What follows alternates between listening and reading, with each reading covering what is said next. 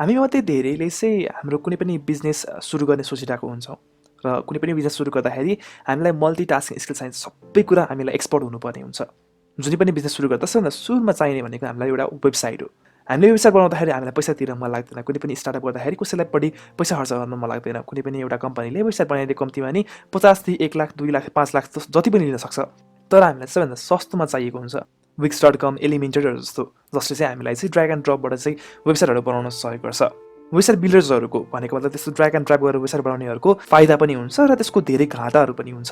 आजको भिडियोमा चाहिँ हामी यस्तो वेबसाइट बिल्डर्सहरूले बनाएको साइट्सहरू कतिको इफेक्टिभ अथवा कतिको चाहिँ हामीलाई काम लाग्ने हुन्छ र भविष्यमा यसले हामीलाई लङ टर्म हेल्प गर्छ या गर्दैन भन्ने कुरा र यसले कुनै पनि वेब डेभलपर्सको जागिर खान सक्छ या सक्दैन त्यो बारेमा चाहिँ आजको भिडियोमा हामी कुरा गर्नेछौँ। आउनुहोस् आजको भिडियो सुरु गरौँ।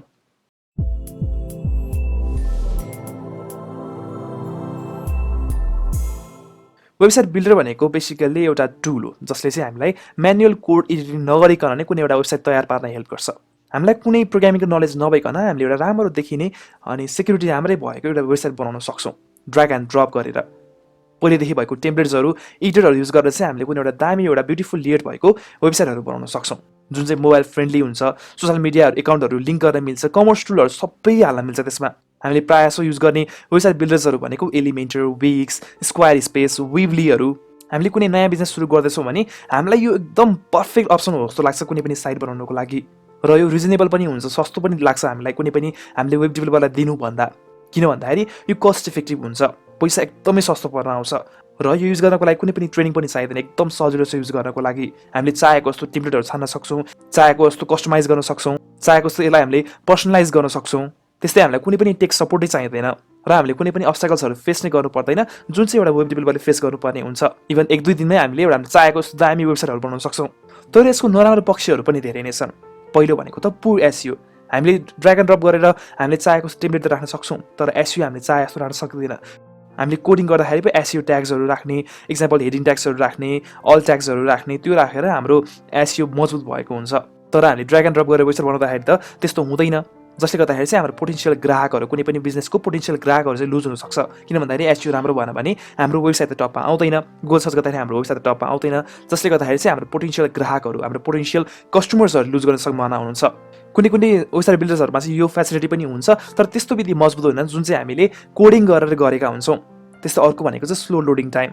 अब उनीहरूको सर्भर कुनमा होस्ट भएको हुन्छ हामीलाई थाहा त हुँदैन, उनीहरूले होस्ट गरिदिएको हुन्छ, जसले गर्दाखेरि चाहिँ हाम्रो पेज कन्टेन्टहरू चाहिँ ढिलो लोड हुने सम्भावना पनि हुन्छ।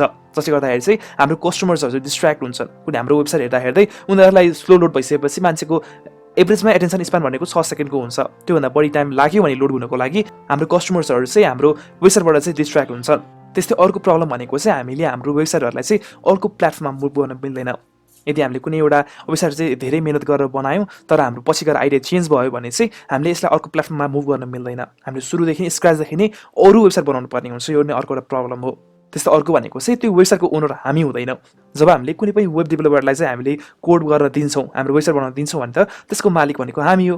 तर हामीले वेबसाइट यदि हामीले वेब बिल्डरबाट बनाउँछौँ भने चाहिँ त्यसको मालिक भनेको हामी हुँदैनौँ।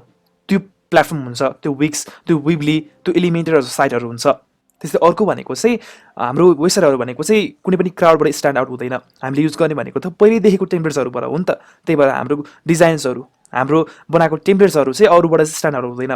मान्छेहरूले हाम्रो साइट चलाउँदाखेरि पनि अरू मान्छेहरूको साइट नै चलाएको जस्तो फिल हुन्छ। यो एउटा अर्को प्रब्लम हुन्छ। त्यस्तै अर्को भनेको चाहिँ एडभर्टिजमेन्ट। यदि तपाईँहरूलाई चाहिँ सस्तो लागेर होइन फ्री भर्जन युज गर्नुहुन्छ भने होइन पैसा थोरै लाग्छ अनि मान्छेहरूलाई पैसा खर्च गर्न मन लाग्दैन भने चाहिँ त्यसमा चाहिँ एकदम अनविङ कमर्सियल एड्सहरू आउँछ, विक्सकै एड्सहरू पनि आउँछ। त्यो पनि एउटा सबभन्दा ठुलो समस्या हो। त्यही भएर कुनै पनि बिजनेस तपाईँलाई सिरियसली ग्रो गर्न मन छ, इभन स्टार्टअपै किन नहोस्, ग्रो गर्न मन छ भने चाहिँ वेब डेभलपरहरूलाई दिँदै राम्रो हुन्छ। किन भन्दाखेरि त्यसमा चाहिँ युनिक आइडियाजहरू हुन्छ, युनिक टेम्प्लेट्सहरू हुन्छ, जसले गर्दाखेरि चाहिँ हाम्रो वेबसाइट चाहिँ स्ट्यान्डर्ड हुन्छ, एसइओ राम्रो हुन्छ।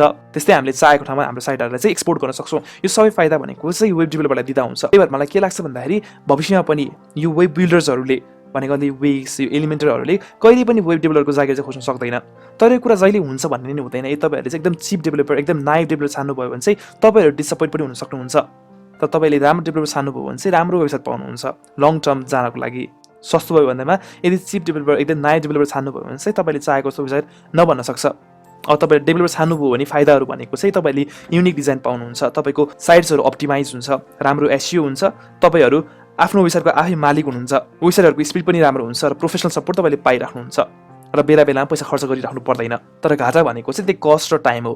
तपाईँको टाइम बढी लाग्न सक्छ र कस्ट पनि अलिकति धेरै लाग्न सक्छ, किन भन्दाखेरि त्यसको बारेमा सोच्नको लागि टाइम लाग्छ होइन। अनि मान्छेहरू डेभलपर्सहरू राम्रो डेभलपर छ भने चाहिँ उनीहरूले पैसा पनि धेरै लिन्छ। अल्टिमेटली विनर्सहरू भनेको चाहिँ वेब डेभलपर्सहरू नै हो, कुनै पनि वेबसाइट बिल्डर्सहरू भन्दा। तपाईँहरूलाई के लाग्छ यो विषयमा आफ्नो विचार कमेन्ट सेक्सनमा लेख्न सक्नुहुनेछ। यदि भिडियो इन्फर्मेटिभ लागेको छ भने भिडियोलाई लाइक र सेयर गर्न सक्नुहुनेछ र यस्तै कन्टेन्ट भविष्यमा चाहनुहुन्छ भने चाहिँ please subscribe to channel. Thank you.